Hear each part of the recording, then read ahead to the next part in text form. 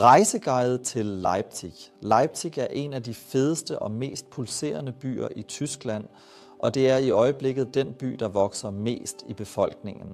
Og jeg vil gerne præsentere jer for denne by i de næste 15-20 minutter, og bare præsentere og anbefale jer seværdighederne, men også nattelivet og hotellerne.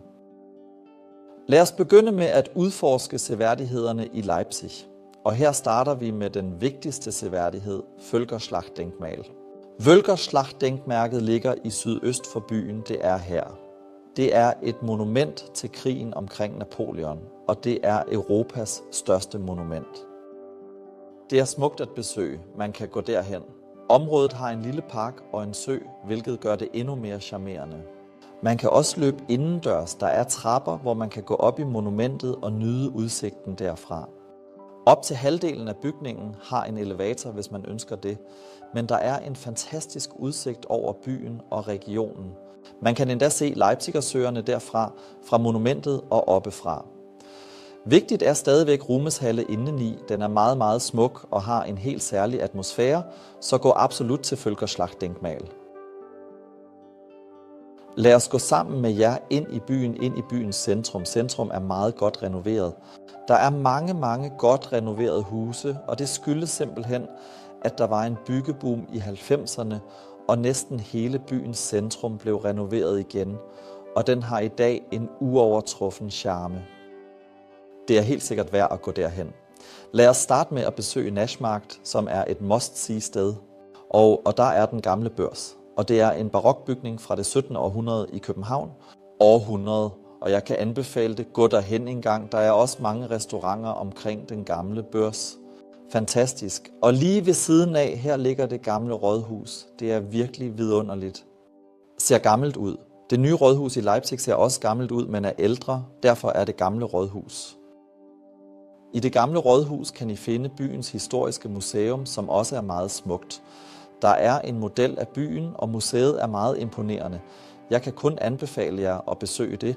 Når vi befinder os i centrum, så fortsætter vi straks til Thomaskirken. Thomaskirken, som er placeret til venstre, er en ældgammel kirkebygning, hvor den berømte komponist Johann Sebastian Bach også har arbejdet og skabt sin musik. Han var til stede som kantor i mange år og lavede også musik på samme sted, hvor han arbejdede. Og helt sikkert et besøg værd. Thomaskirken. På den anden side af byens centrum ligger Nikolajkirken. Den er her.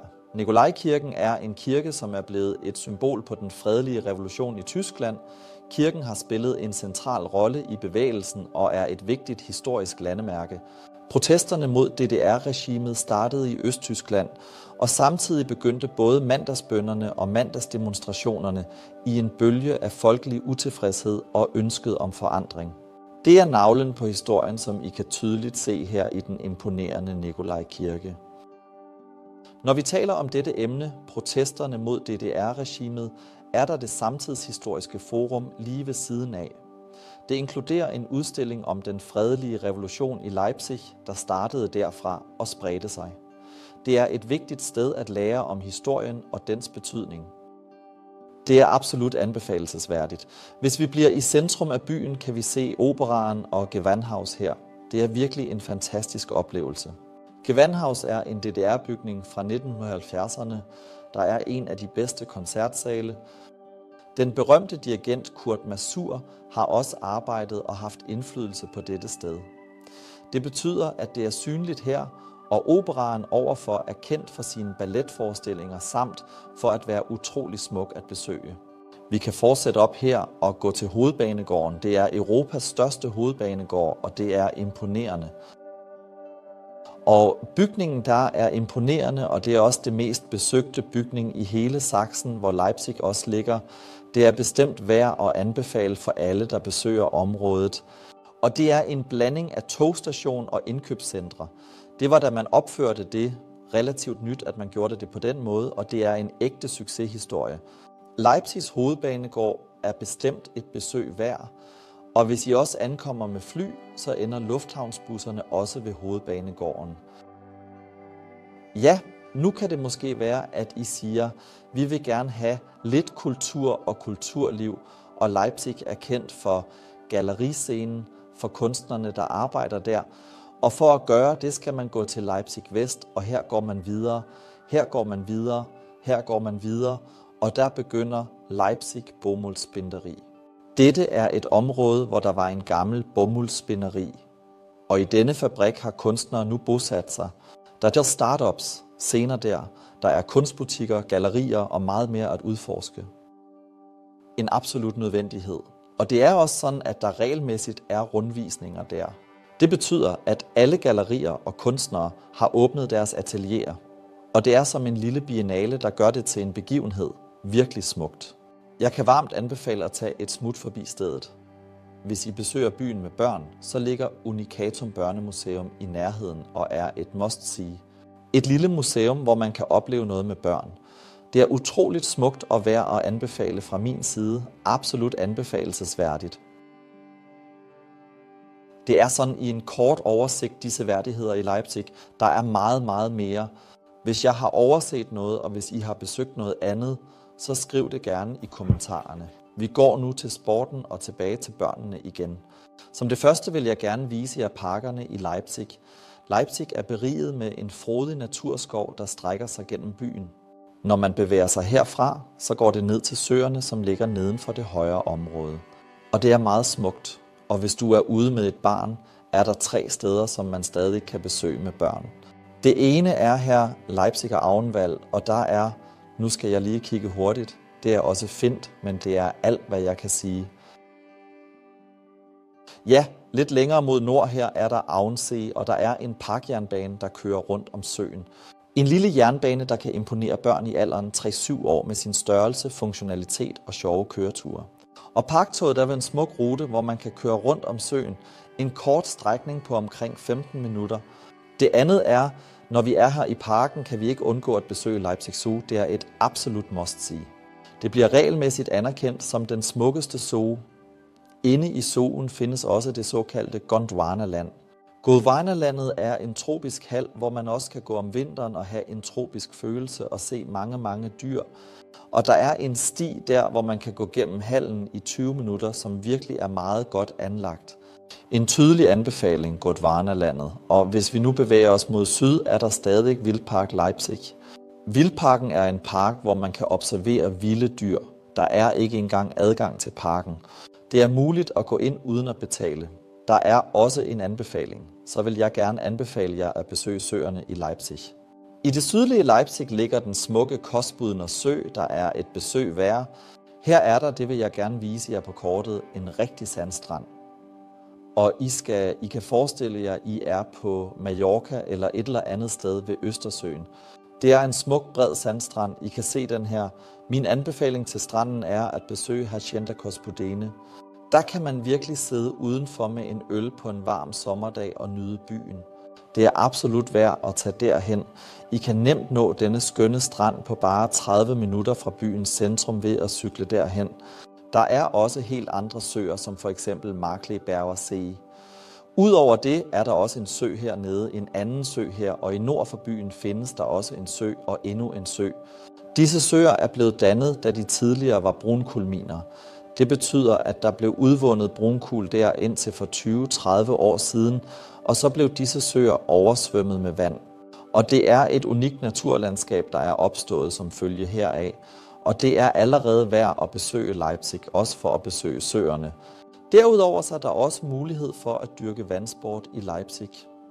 Byen har mange kanoudlejningsstationer, hvor du kan leje kajakker og udforske byens farvande og nyde en sjov dag på vandet. Jeg vil gerne vise jer noget. Her er et stort vandlandskab med floder, hvor man kan sejle rundt i kajak. Det er sjovt og helt sikkert værd at prøve. I vil få en fantastisk oplevelse, så kom og oplev det med egne øjne. Og her er også Clara Zetkin Park, en meget central park, der er meget tæt på, fordi her er rådhuset, det nye rådhus. Det ser slet ikke nyt ud, men det er det nye rådhus, det ligger lige her. Vi linker alle disse ting, jeg nævner i videoens beskrivelse med Google Maps-linket. Derfor behøver I ikke at skrive alt ned, men I kan bare bruge Google Maps-linksene. Så, nu går vi videre til den praktiske del. Hvis I planlægger at besøge Leipzig, kan I nemt rejse med tog til Leipzig fra næsten alle europæiske lande. Jeg kan finde det her er banegården, og I kan tage toget derfra for at komme til Leipzig. Der er forbindelser, der er efterfølgende forbindelser fra Zürich, der er super gode forbindelser med tog. Selv fra London er det muligt at komme til Leipzig. Og også fra Skandinavien med nattoget for eksempel. Hvis I kommer fra Stockholm, kan I også nemt nå Leipzig ved at tage toget fra Stockholm til Berlin, og så er man i Leipzig på en time.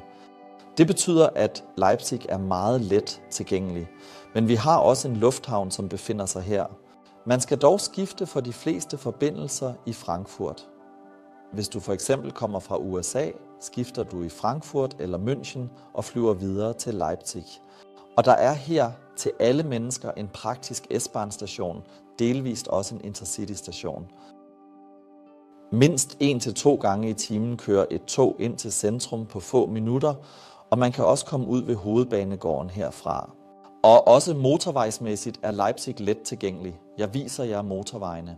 Fra Berlin tager det næsten 2 timer at køre, mens det tager 4 timer i bil fra München. Fra Prag kan man nå Leipzig på omkring 2-2,5 time, afhængigt af trafikken.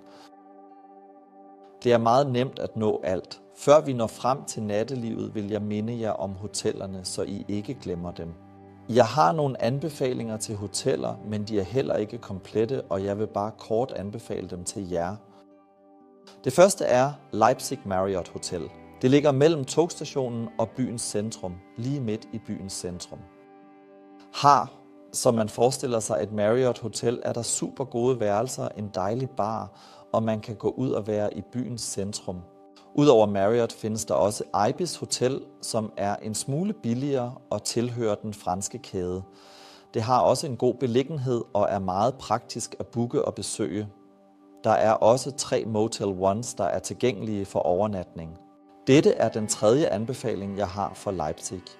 Den er også i en lidt lavere prisklasse, og der er 1, 2, 3 Motel Ones. Det ene her ved Augustusplads og meget godt beliggende. Så en gang her og en gang her. Det vises ikke lige nu, men der er også et Motel One. Vi har boet på Motel One 3 gange under vores ophold i Leipzig.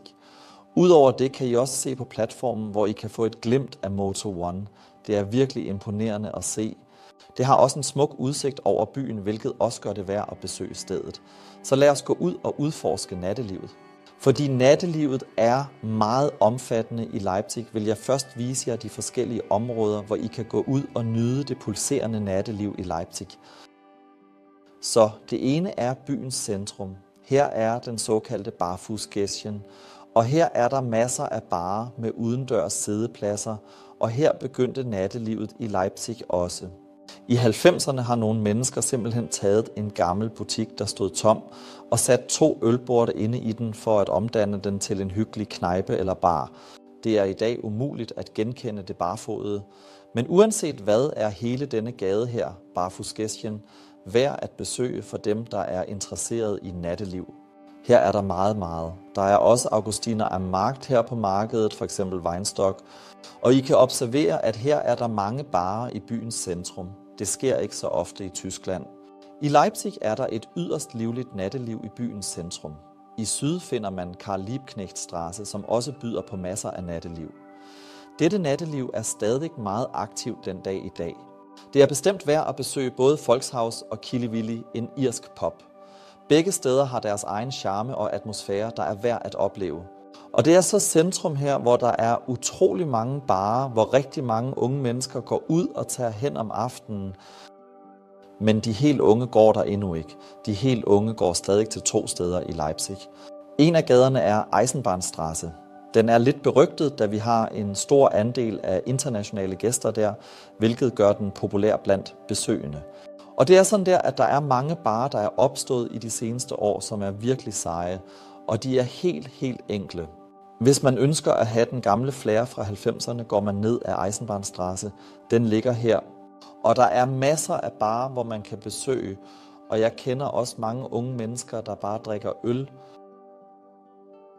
Selvom det måske ikke helt passer til min alder længere, er det stadig et utroligt fedt sted at gå ud her i øst for byen. Lad os gå mod vest. Jeg læste for nylig, at New York Times har sagt, at det er verdens fedeste kvarter. Det er virkelig imponerende. Det er Leipzig-Plauwitz, og her er der også rigtig mange barer i overflod. Baren, kendt som Noch besser leben, er berømt. Man kan sidde udenfor om sommeren og ryge indendørs. Det er et populært sted med unik atmosfære. Og her på denne gade går man direkte fremad, og man støder på mange barer, hvor man kan gå ud, og de har også åbent sent om natten. Leipzig anerkender Plagwitz som et fantastisk område i Tyskland også. Georg-Schwarz-Straße er beliggende i pubområdet. Noget er ved at begynde at udvikle sig. Det er lige nu i begyndelsen af en udvikling. Det er også værd at gå derhen. Det er her. Også det linker vi til jer nedenfor, så I har det nemt og ved, hvor I kan nyde nattelivet i Leipzig. Det var det fra Leipzig. Har I flere spørgsmål, så skriv dem i kommentarerne. Vi prøver at besvare. Hvis I kunne lide videoen, giv gerne en tommelfinger op eller abonner på kanalen. Vi vil gerne udvide det, og hvis I har nogle byønsker, hvor I gerne vil have en byguide, så lad os vide det.